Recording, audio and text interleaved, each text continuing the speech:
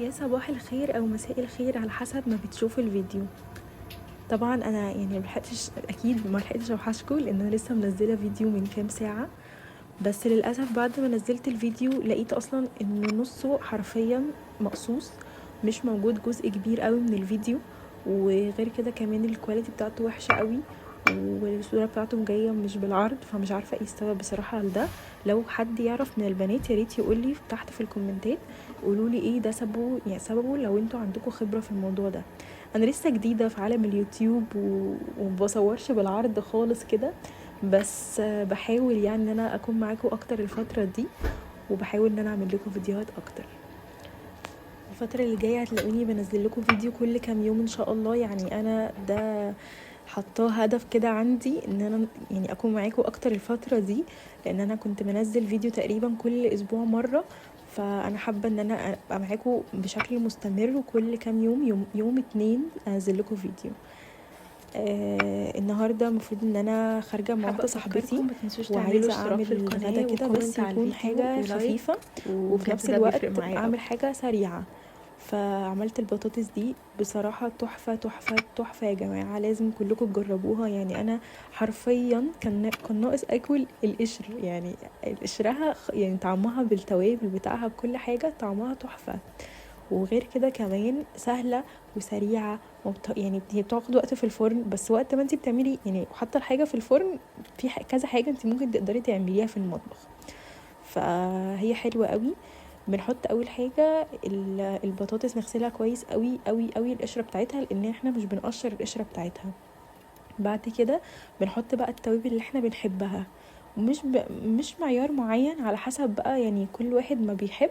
يعني حطيت ملح، حطيت زعتر، حطيت توم باودر وبصل باودر وبابريكا وفلفل اسود وحبة زيت. وبعد كده بندهن بقى وش البطاطساية كلها بالتوابل دي، وبندخلها الفرن على درجة حرارة متوسطة لمدة ساعة او ازيد، على حسب بقى يعني الفرن بتاعكم عامل ايه.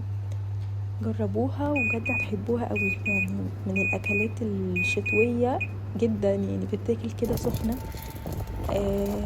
وطعمها لذيذ قوي. ولو انتوا بتحبوا البطاطس دي يعني بتحبوا البطاطس عموما دي بالذات هتدمنوها، فجربوها وقولوا لي ايه رايكم فيها. هنا بقى انا سبتها الاول، فتحتها كده من النص عشان خاطر تبرد شويه، ومش هنا المفروض ان احنا كل حاجه بنعملها في البطاطسايه دي لازم هي تكون سخنه، لان احنا هنحط جواها زبده وهنحط جواها جبنه موتزاريلا، بس احنا محتاجين ان هي تكون بارده سنه بس عشان اقدر اتحكم فيها. هفتحها بقى من النص بسكينه، وهحط جواها مكعبات زبده، واحط عليهم موتزاريلا، واقلبهم كويس قوي قوي جوه البطاطسايه. يعني في ناس مثلا ما بتعرفش تتحكم فيها قوي، وبتفضي الحشو كله اللي جواها وبترجع تاني ترجعه جوه القشره، بس انا بالنسبه لي بشوف ان الاسهل ان انا اعملها جوه البطاطسيه نفسها، يعني ما اخرجش كل الحشو اللي جواها واحطه في طبق واهرسه. بفضل ان انا اعملها الاول بالشوكه كده، واخرج كل البطاطس بقى من القشرتين كده، واحط بقى الزبده والموتزاريلا واقلبهم مع بعض، ورشة ملح بقى من فوق. بقى حبة مواعين كده، ويعني حاجات ما بتدخلش الغسالة بغسلها على ايدي. وقبل ما ابتدي اعمل الاكل انا بحب ان انا اغسل البوتاجاز، يعني حتى لو هو في حاجات بسيطة او فتافيت او كده، يعني مش غسيل اقصد بمعنى الكلمة، بس اشيل عن عليه اي بقع مثلا من الصبح اتدلق عليه قهوة او عليه طرطشة اي حاجة، فانا بحب ان انا قبل ما ابدأ ان انا المعه. هنا بقى كنت ببتدي اعمل الفراخ، هي دي شيش. انا بعمل لفردين عشان بس لقيت حد كاتب لي كومنت كده بيسألني هو الكميات دي بتكفي عيلة؟ يا جماعة احنا اتنين، واكيد يعني مش هفضل اعمل في اكل كتير عشان خاطر التصوير وابقى حاطه اكل كتير وده احنا مش هناكله. فانا بعمل اللي يكفينا وبعمل على قدنا، لان احنا فردين، يعني احنا مش مثلا اسره كبيره بقى وفي كذا حد، بس فبعمل اللي يكفينا.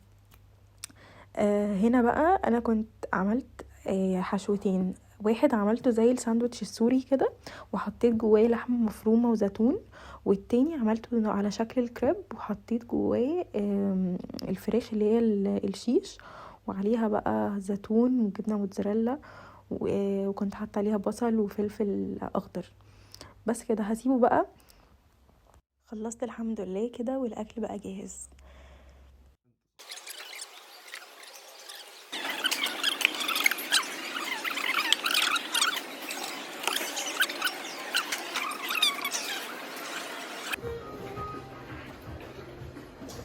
صاحبتي كلمتني وقالت لي تعالي ننزل نشرب حاجه مع بعض، فقلت ليه لا، يلا نشرب معايا حاجه كده. هي تبان الدنيا ضلمه والوقت متاخر وكده، بس فعليا الساعه 5 يعني، بس توقيت طبعا الشتاء في مصر، فالدنيا بتليل بسرعه قوي.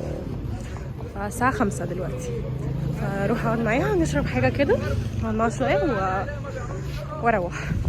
بفكركم ما تنسوش الاشتراك في القناه وتعملوا لايك على الفيديو وكومنت عشان يوصل لاكبر عدد من الناس.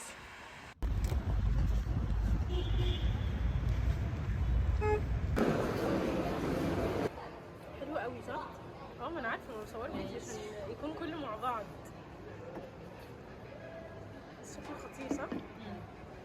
بصي دي كمان حلوه قوي. هو بصراحه وش الميدان ده برضه.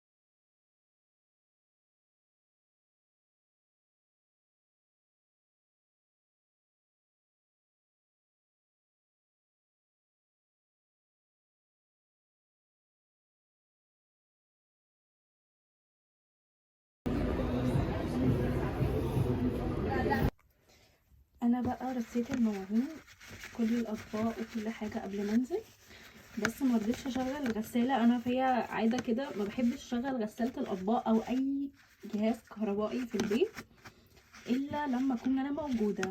يعني ما بحبش اشغله وانزل واسيبه بقى خلاص هو يتعايش مع نفسه، لا، لازم اكون موجوده في البيت. يعني بخاف بصراحه، وممكن الميه تقطع، ممكن اي حاجه تحصل، انا بطمن اكتر كده.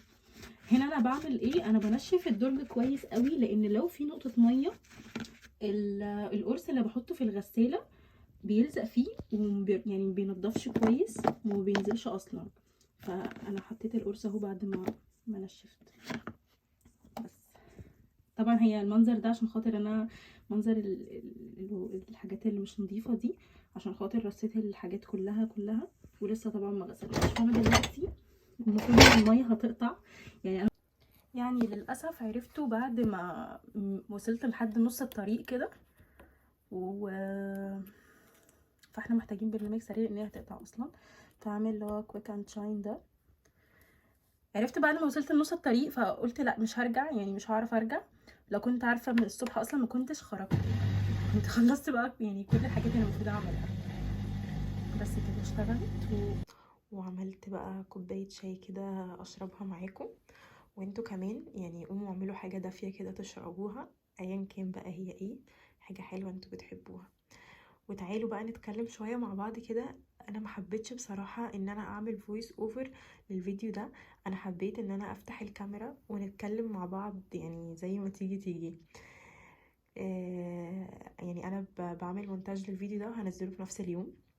النهارده المفروض ان هو اول يوم في السنه الجديده. قولولي بقى ازاي انتوا بتخططوا للسنه الجديده؟ بتكتبوا اهداف مثلا انتوا عايزين تعملوها ولا مش بتهتموا بده قوي؟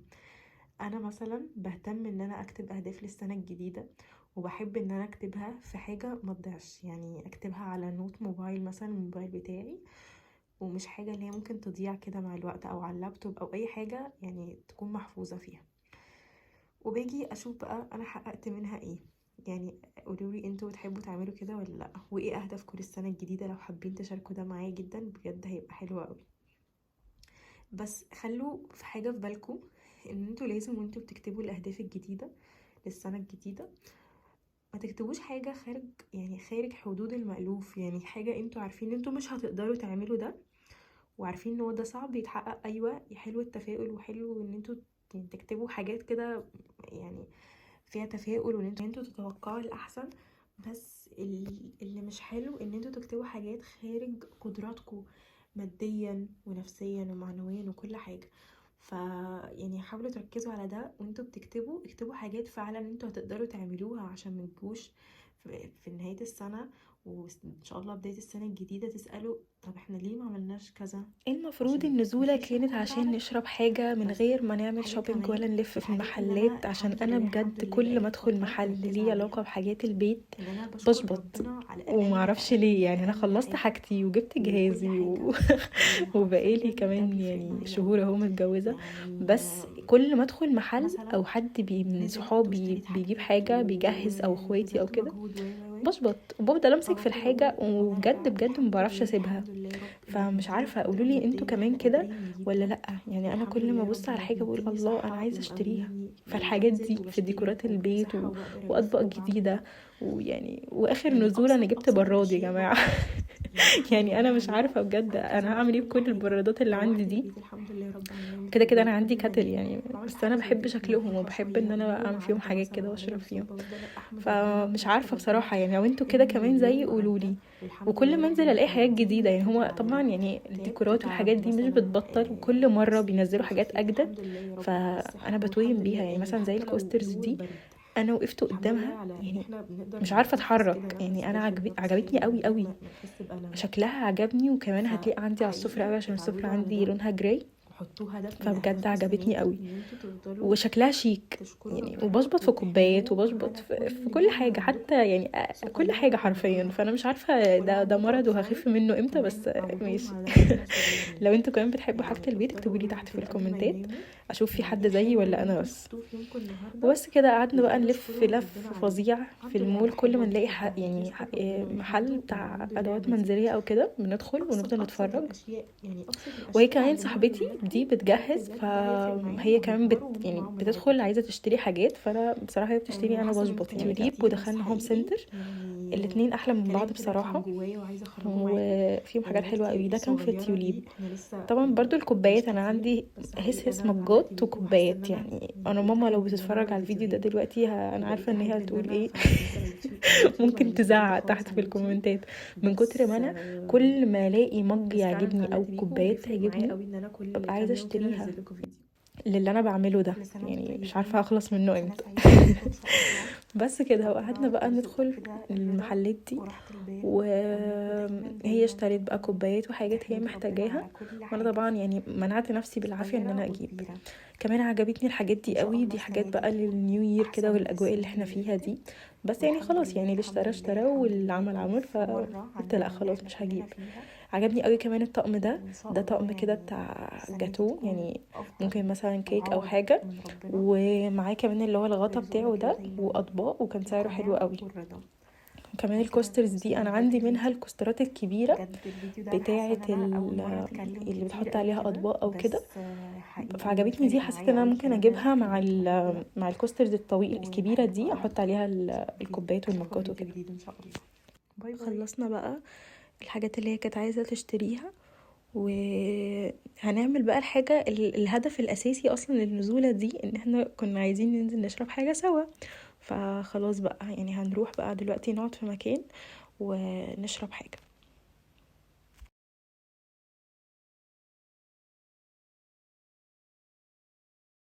طلبنا بقى حاجة نشربها، وبجد الجو النهاردة يا جماعة برد برد برد. يعني انا حتى الفويس اوفر وانا بعمله انا قاعدة بردانة يعني، حرفيا كل شوية بتكلم وبسكت شوية كده من البرد.